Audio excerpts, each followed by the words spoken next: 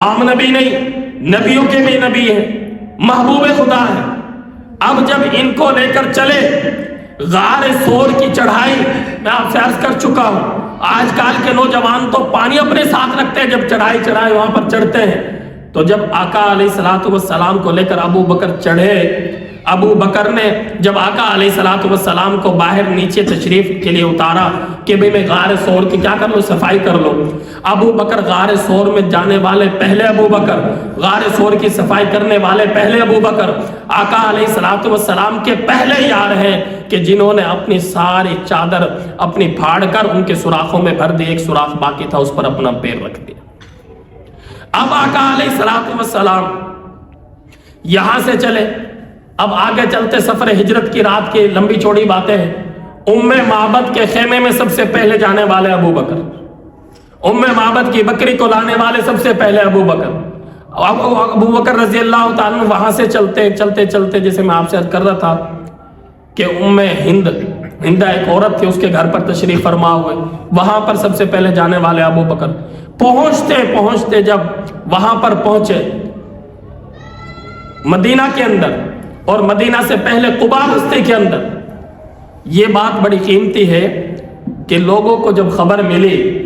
کہ رسول اللہ صلی اللہ علیہ وسلم تشریف لے آئے، آقا علیہ السلام آگے ہیں، لوگ ملنے کے لیے آئے۔ اب بخاری شریف کی حدیث بولتی ہے، اب سب سے پہلے ابو بکر بیٹھے ہوئے تھے، بعد میں حضور آرام فرما رہے تھے۔ لوگ ملتے پہلے ابو بکر کو، بعد میں رسول اللہ صلی اللہ علیہ وسلم کو۔ لوگوں کا گمان بن گیا، یقین بن گیا، پختہ یقین ہو گیا کہ سیدنا ابو بکر صدیق کو وہ نبی سمجھ بیٹھے۔ تو سیدنا ابو بکر صدیق کو جب یہ خبر ہوئی تو سیدنا ابو بکر صدیق رضی اللہ تعالیٰ عنہ یہاں سے اٹھے، رسول اللہ صلی اللہ علیہ وسلم کے پیٹھ کے پیچھے جا کر کھڑے ہو گئے۔ لوگوں کو اس بات کی طرف بتانا تھا کہ نبی یہ ہے، نبی میں نہیں ہوں، میں تو بلکہ ان کا غلام ہوں۔ اب یہاں پر بات یہ ہے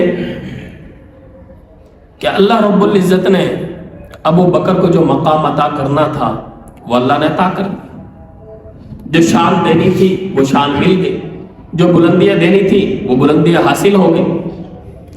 اب اللہ رب العزت نے انما یرید اللہ لیذہب عنکم الرجس اہل البیت ویطہرکم تطہیرا۔ اب یہ بات بڑی قیمتی ہے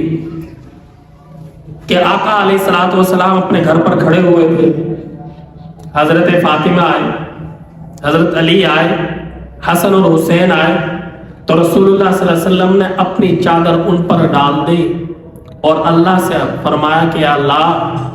یہ میرے ہیں، ان کو تو گناہوں سے پاک کر دے، یہ میرے اہل بیت ہیں، ان کو تو گناہوں سے پاک کر دے۔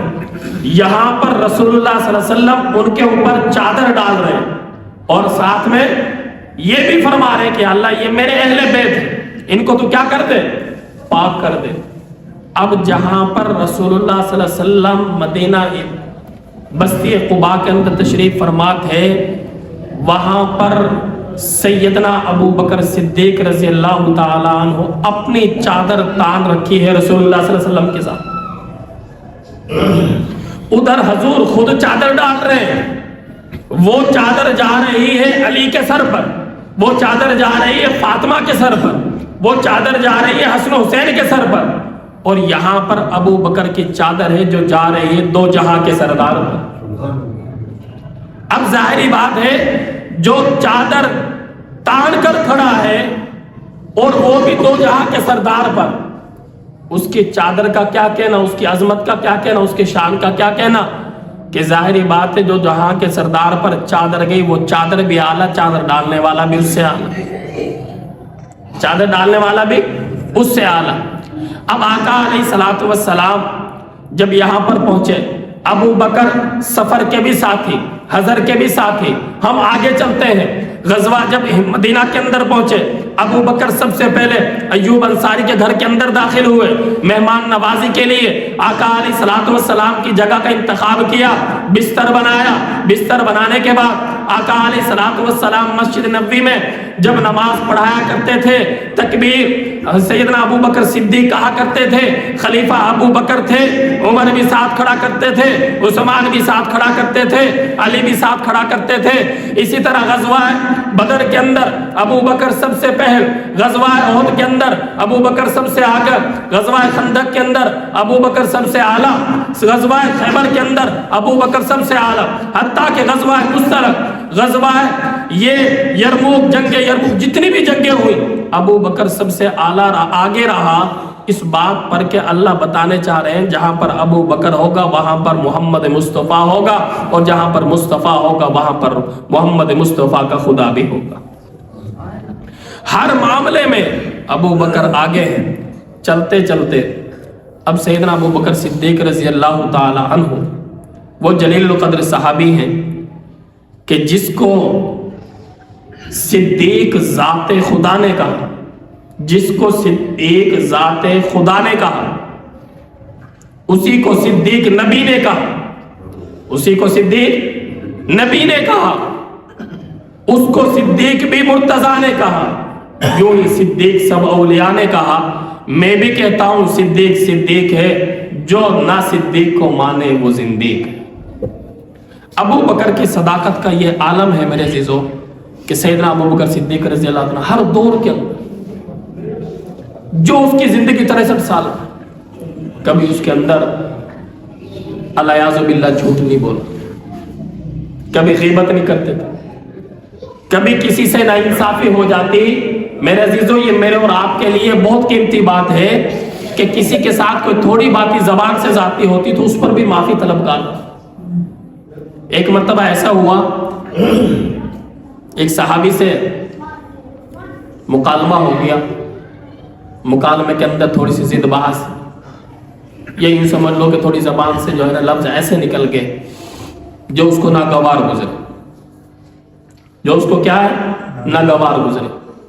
سیدنا ابو بکر صدیق رضی اللہ تعالیٰ دل نے گواہی دی کہ تو نے اس کے ساتھ زیادتی کی۔ اب دیکھو میں اور آپ زیادتی کرتے ہیں نا، رب کعبہ کی قسم ہمارا دل یہ نہیں کہتا کہ ہم نے زیادتی کی، بلکہ کہتا ہے ہم ٹھیک ہے وہ غلط ہے۔ صحابہ میں اور ہم میں یہی فرق آتا ہے۔ سیدنا ابو بکر صدیق نے اس کے ساتھ تھوڑی سی زیادتی کی، ابو بکر کے دل نے گواہی دی کہ تو نے اس کے ساتھ زیادتی کی ہے، تو سیدنا ابو بکر صدیق رضی اللہ تعالیٰ کیا عرض کرتے ہیں، کیا فرماتے ہیں، بھائی تو اس کے بدلے میں مجھے بھی کہہ لے، اگر تو نہیں کہتا تو میں رسول اللہ صلی اللہ علیہ وسلم کو جا کر تیری شکایت کروں۔ اب بتاؤ اس کا معیار، اس کی مثال میں اور آپ دنیا میں لا سکتے؟ ہم تو ذاتی بھی کر لیتے ہیں اور پھر پنچایت میں بھی ہم اعلیٰ بن جاتے ہیں۔ بھائی میں نے کہا ہے نا، میری زبان سے ہوئی، میں نے برا تو نہیں کہا۔ اور کیا کہہ رہے ہیں، یا تو میری بات کو مان لے، مجھے اس کے جواب میں کچھ عرض کر دے تاکہ میں سرخرو ہو جاؤں، اگر تو عرض نہیں کرتا تو میں رسول اللہ صلی اللہ علیہ وسلم کی قدموں میں جا کر میں شکایت کر۔ اب وہ صحابی کہنے لگا، دوسرا اس کے ساتھ سن رہا تھا، وہ کہنے لگا ارے بھائی یہ معاملہ بھی عجیب ہے، اس نے برا بھلا بھی خود کہا ہے اور جا کر بھی شکایت خود لگائے، یہ تو عجیب بات ہے۔ تو جس صحابی نے سے وہ معاملہ ہوا تھا تو وہ صحابی کہنے لگا آپ کو پتا ہے کون ہے، آپ کس کی شان کا پتا ہے؟